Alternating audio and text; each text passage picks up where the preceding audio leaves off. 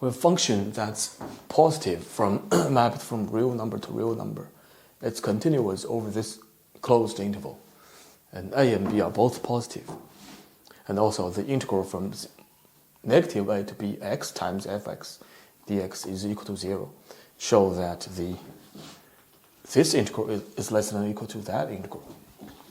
So my initial thought was, if the upper bound of x squared was ab, then that might be true.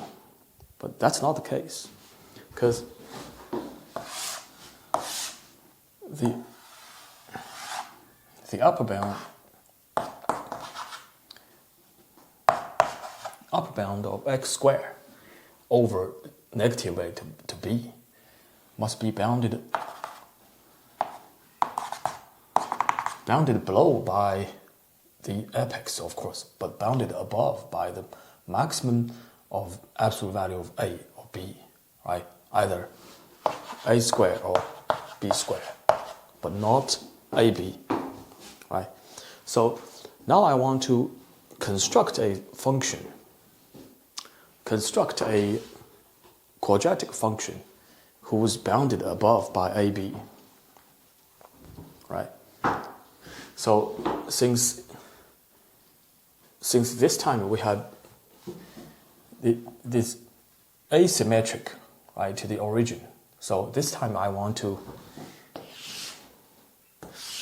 make sure that the negative a and b are symmetric to the symmetry axis of the parabola. Right? That's what I want to construct.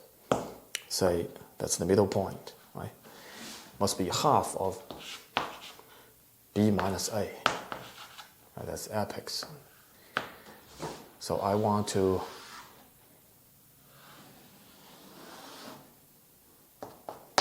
so that way this quadratic equation is bounded above over negative a to b, right? The same value, right? Functional value must be equal to ab on both of these points. Right, so I want to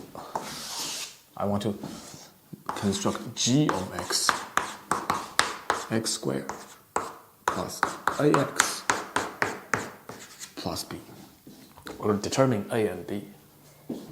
And so that I want to make sure that what's the formula of the it must be half of negative half of a, right? That's the coordinate of the x coordinate of the apex, right? Half of b minus a. So therefore a must be a minus b. I want to determine b. So at the same time, g of minus a equals g of b equals ab. Right? This is what I want. And if that's the case, right, let's say g of b is equal to ab. Right, I want it to equal to ab. I want to determine b. What kind of b makes this true? B squared plus AB, but A is equal to A minus B. A minus times B plus B. Right, but this is equal to AB minus B squared, but minus B squared gone. Right, AB is equal to AB plus B equal to AB. B is equal to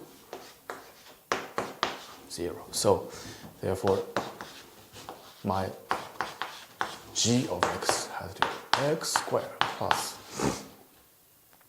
a minus b times. Just quickly double check if g of negative a, right? That is equal to a squared plus a minus b times negative a equal to ab. So really, maximum g over negative a to b. Maximum of g must be equal to ab. Right? So therefore bounded above. So then I can say g less than or equal to ab. So g of f of x less than or equal to ab times f of x. The reason is because f is bigger than 0. So direction of inequality maintains.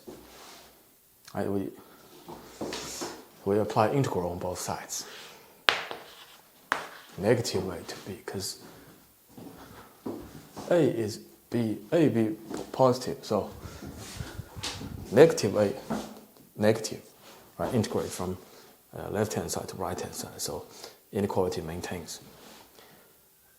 G of x squared plus a minus b x times f dx less than or equal to ab taken out, integral from negative a to b f of x dx, and separate these two. Negative a to b x squared fx dx, and we have plus negative a to b a minus b times x fx dx less than or equal to negative a to b fx dx. And also, given that integral from x times f equal to 0, so this part is 0. So indeed, it's true. Negative a to x squared fx less than, yes. It's really true.